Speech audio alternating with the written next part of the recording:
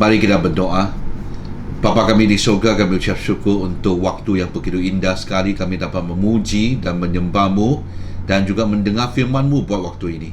Kami berdoa supaya Roh Kudus-Mu akan terus memimpin dan menolong kami untuk memahami dan juga dapat mempraktikkan firman-Mu. Biar yang paling tua sampai yang paling muda, semuanya akan diberkati oleh firman-Mu. Dalam nama Tuhan Yesus kami berdoa. Amin. Amin.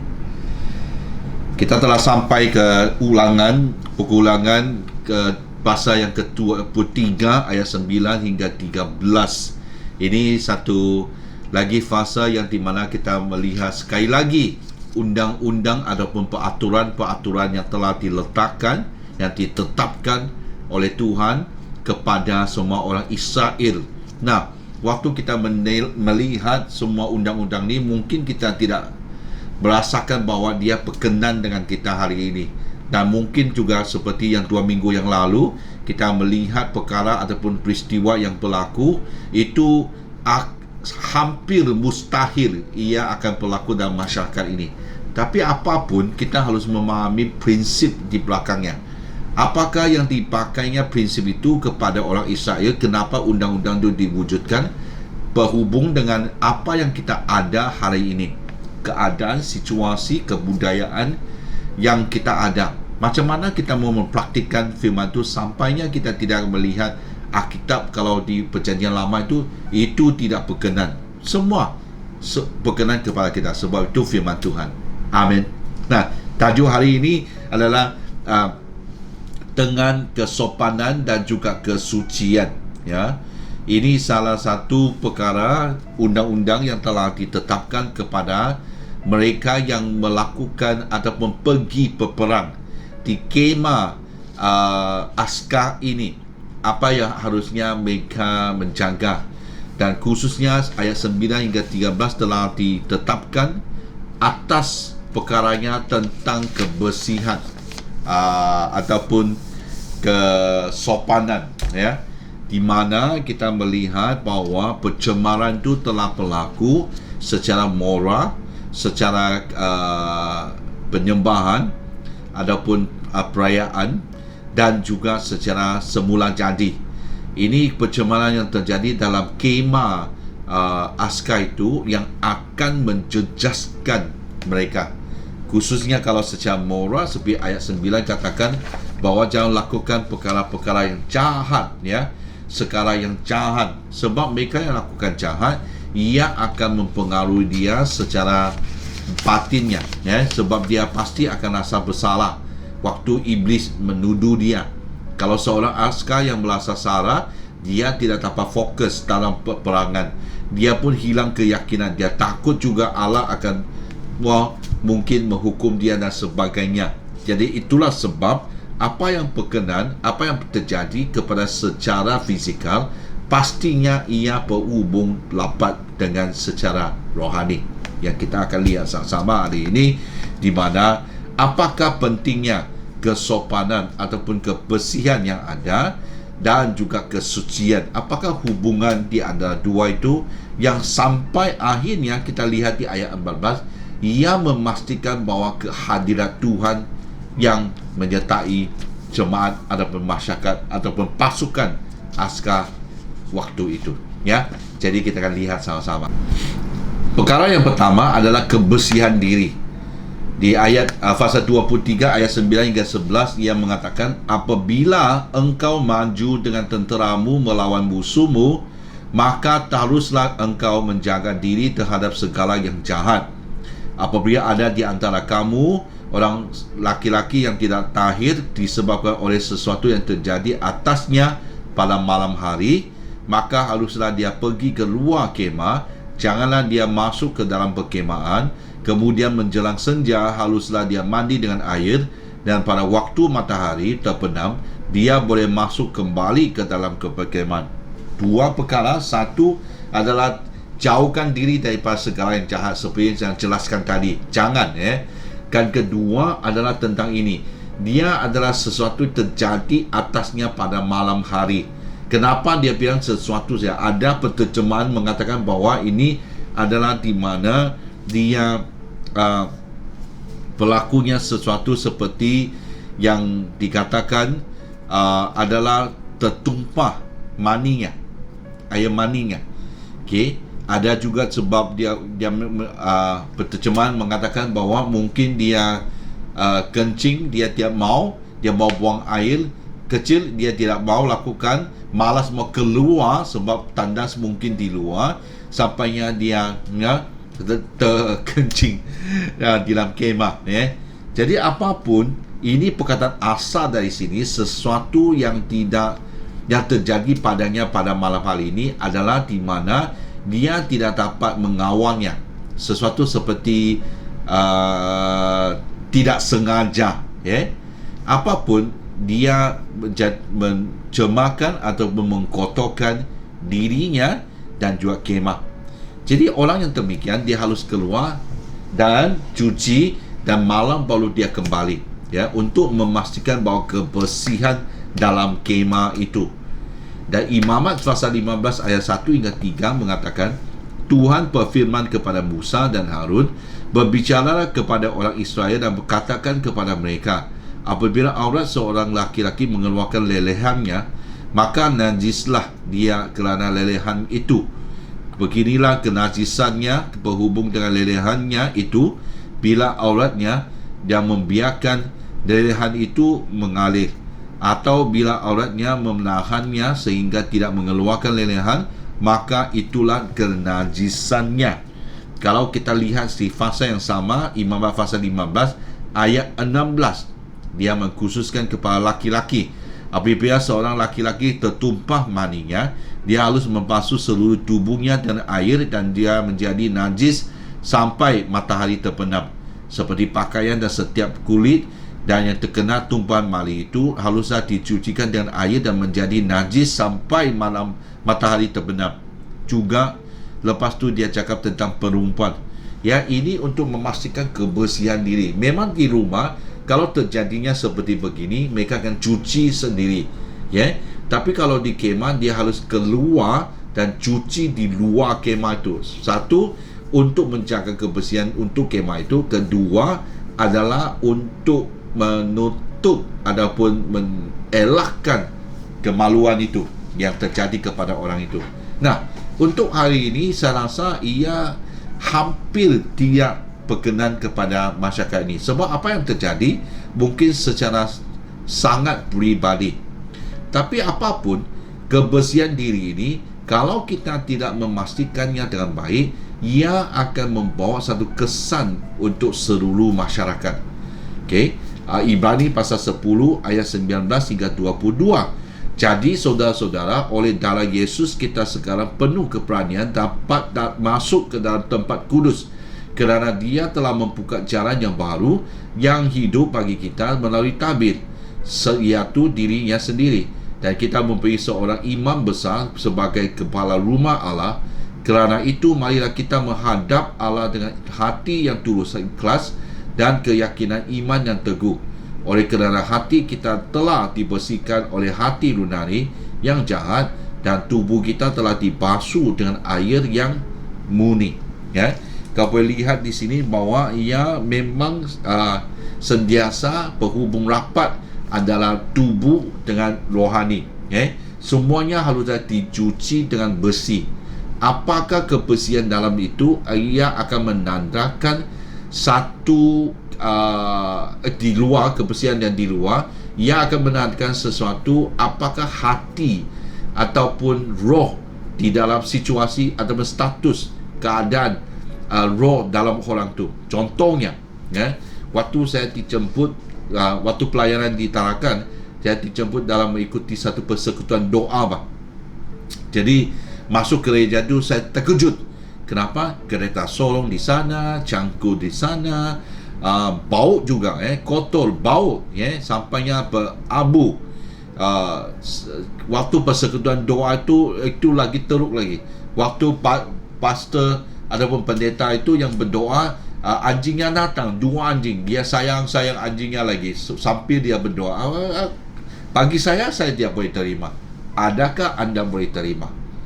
Bayangkan, kalau di panggung wayang, pernahkah kau ke panggung wayang yang berbau kencing itu? Ada kan? Kau masuk tu, bau, ya, sangat bau.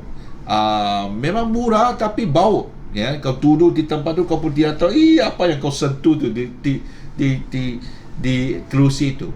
Kalau kita bilang, tak apa abah, yang penting wayangnya syok, wayangnya hebat, cukup. Ya, tapi itu menandakan hati pemilik bangun wayang itu. Dia langsung tidak menjaga, dia langsung tidak peduli kamu. Kalau kita ambil ini menjadi satu ajaran kita kepada gereja, sama juga. Kita tidak boleh di gereja bilang, tak apa bah, yang penting lagu baik. Yang penting hati roh kita ini bersemangat untuk memuji Tuhan. Tidak apa. Bayangkan kalau kau nyanyikan lagu, kau naikkan tangan, kau mengucap syukur waktu kalau dalam hadirat Tuhan, kau angkat tangan dan melihat, laba-laba di atas. Kita tidak boleh bilang, tak apa. Itu ada kesannya. Sebab ini apa yang ada di luar, ia menanggalkan sesuatu apa yang di dalam kita. Lihat macam mana Yesus mengatakan tentang ini di Matius pasal 23 ayat 25 hingga 28. Celakalah kamu yang menegur orang-orang Taurat dan juga orang Farisi, hai kamu orang-orang munafik, sebab cawan dan pinggang kamu bersihkan sebelah luarnya, tapi di sebelah dalamnya penuh kerampasan dan kerakusan. Hai orang Farisi yang buta, bersihkanlah dahulu sebelah dalam cawan itu, maka sebelah luarnya juga akan dibersihkan. Celakalah kamu, hai ahli-ahli Taurat dan orang-orang Farisi, hai kamu orang-orang munafik, sebab kamu sama seperti kuburan yang dilabur putih, yang sebelah luarnya memang bersih tampaknya, tetapi yang sebelah dalamnya penuh tulang belulang yang berbagai jenis kotoran. Demikianlah juga kamu, sebab luar kamu tampaknya benar di mata orang, tetapi sebelah dalam kamu penuh kemunafikan dan ketujanan. Ini kemunafikan itu bermaksud orang itu memakai topping. Ini tidak semestinya topping yang di luar topping itu cantik dan di dalam kotor. Sama juga, yang di dalam cantik, di luar kotor. Asalkan dua itu tidak sama. Jadi hari ini kalau kita bilang di dalam tu kita kuat bersemangat, tapi di luar tu kita tidak jaga baik-baik, kita tidak peduli, saya rasa itu tidak berkenan kepada Allah. Saya tidak mengatakan bahawa kita harus memakai dengan baik, halusnya sampainya kita bersolek, sampainya bertandang rambut dan sebagainya. Kalau kita boleh, kenapa tidak? Itu sebab itu adalah satu kehormatan kepada Tuhan. Amin. Ya. Baru saya ada bincang dengan isteriku, sebab lampu sudah panjang kan, mobil kunting dan sebagainya. Kita mengatakan, kita mengingat dulu kalau orang pergi ibadah, kita nampak anti ada yang di mana tiap Sabtu tu dia pergi mendandang rambut, cuci rambut, mendandang, sampai Ahad tu kau nampak dia macam pergi makan jamuan malam, jamuan kahwin ke apa tu. Dia cantik, dia pakai pun cantik. Dia pastikan yang terbaik tu telah dipamerkan kepada Tuhan, menjadi satu kehormatan kepada Tuhan. Ya, hari ini kita tidak boleh datang ke gereja tanpa menjaga dengan kita dengan baik. Kita dia boleh bilang, yang penting semangatku ada, lampu dia dana, ini tidak cuci sampainya, ada baju pun masih baju yang baru bangun tu, ada bau lagi air liur. Mana macam mana tu? Kita ada lampak, ada di mana datang dengan sandal, langsung tidak memberi hormat kepada Tuhan. Saya tidak bilang seperti saya katakan harus memakai baju yang mahal, tapi kalau kita ada sesuatu yang lebih baik daripada apa yang kita pakai, harusnya kita pakai untuk Tuhan. Amin. Sebab tu kehormatan tu. Bayangkan kalau jumpa di Agungga di sini, adapun di YTT, semua orang yang pergi itu harus memakai yang terbaik, yang paling rasmi. Desainnya semua tu harusnya batikkan, warna tu kainnya harus diukur dan dibuat dengan apa yang telah ditentukan, barulah kau boleh jumpa TYTT. Jadi hari ini kalau kita jumpa Tuan kepada segala Tuan dan Raja segala Raja, apakah lagi kita harus memberi yang lebih baik, yang terbaik kepada Tuhan.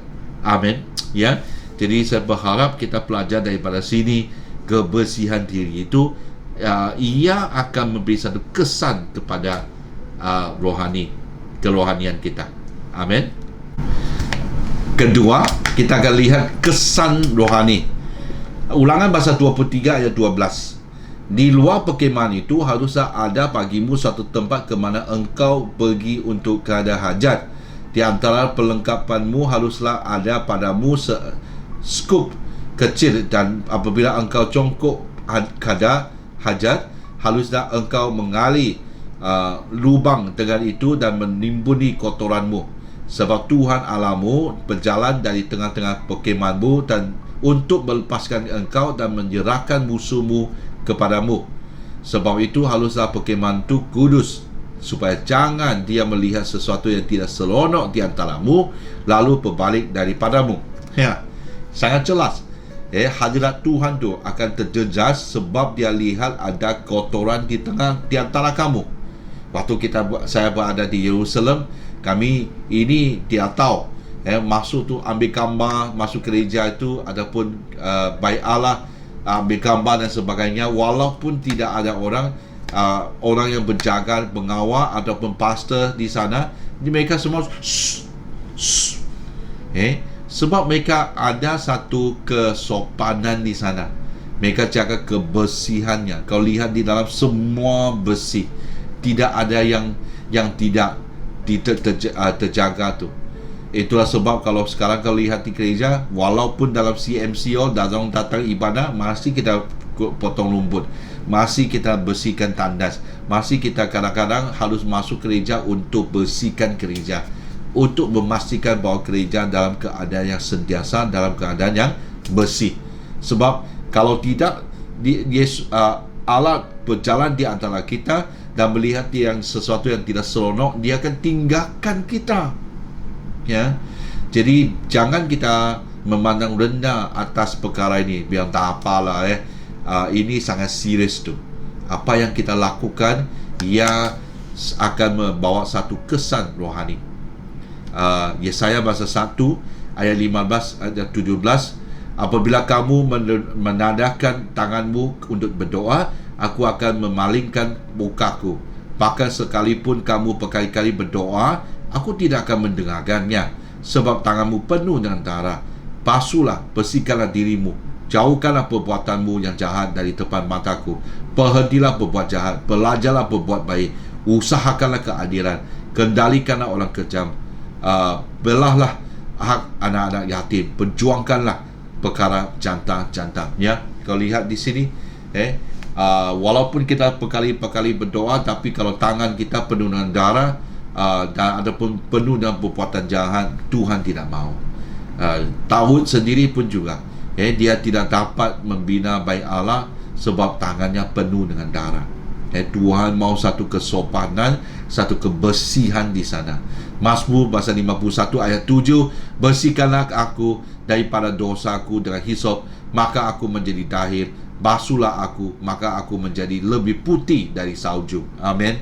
Ya, ini daripada doanya Daud waktu dia berdosa. Dia tahu tu itu akan menjejaskan atau membawa satu kesan daripada kepada kerohaniannya. Itulah sebab dia minta Tuhan bersihkan dia. 2 Korintus pasal 6 ayat 17. Sebab itu keluarlah kamu daripada di antara mereka, pisahkanlah dirimu daripada mereka, firman Tuhan, dan janganlah menjamah apa yang najis, maka aku akan menerima kamu, dan aku akan menjadi bapakmu, dan kamu akan menjadi anak-anakku laki-laki dan anak-anakku perempuan-perempuan. Demikianlah firman Tuhan yang Maha Kuasa. Sebab saudara-saudara yang kekasih, kerana kita sekarang memiliki janji-janji itu menjadi anak kepada Tuhan, marilah kita menyucikan diri kita dari semua pencemaran, katakan sama-sama, jasmani dan rohani. Dan dan dengan demikian menyempurnakan kekudusan kita dalam takut akan Allah. Lihat di sini, bukan secara rohani ataupun secara jasmani, sama-sama tu. Ini dua-dua tidak boleh dibezakan. Badan ni tetap memiliki semua. Tak mungkin kau bilang, oh ini jasmani saya, ini rohani saya. Dia adalah dalam satu tubuh, dan kita harus minta Tuhan untuk menyucikannya, supaya seperti ayat ni menyempurnakan kekudusan. Kekudusan hanya sempurna waktunya kita ada kebersihan dan tidak ada pencemaran secara jasmani dan secara rohani. Apa yang berlaku dalam kebersihan diri itu memberi kesan kepada rohani kita. Ya, jadi saya berharap kita belajar semua ini. Waktu dalam latihan pun, kita datang ke bait Allah, kita datang ke latihan, kita datang ke rumah Allah, pastikan kehormatan yang sepatutnya diberikan kepada Tuhan. Amin. Ya, saya harap ini menjadi satu standard yang akan membawa kita kembali dengan adanya kesopanan, kebersihan, dan juga satu kekudusan ataupun kesucian kepada Allah kita. Amin. Saya percaya sekarang ni kita telah banyak belajar macam mana hand sanitizer kita cuci dan sebagainya. Pastikan kebersihan tu akan membawa satu tahap yang lebih tinggi lagi dalam hidup kerohanian kita. Amin. Mari kita berdoa. Bapa kami di surga, kami ucap syukur sebab Engkau baik.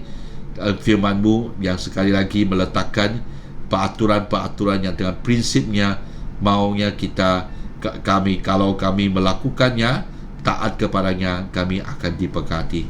Ajarlah kami Tuhan seperti hari ini menjadi dorongan, peringatan kepada kami semua untuk menjaga kebersihan diri itu, supaya dalam kesan kerohanian itu akan bertambah baik dan menjadi satu jemaat ataupun masyarakat yang sentiasa melihat bahawa Tuhan, Engkau berkenan, dan waktunya hadirat-Mu itu Engkau akan melihat satu kesempurnaan kekudusan terjadi di antara anak-anak-Mu dan di antara jemaat-Mu. Dan serahkan semua ini Tuhan, berkatilah kami supaya kami terus mempraktikkan firman-Mu. Amin. Di dalam nama Tuhan Yesus kami berdoa. Amin.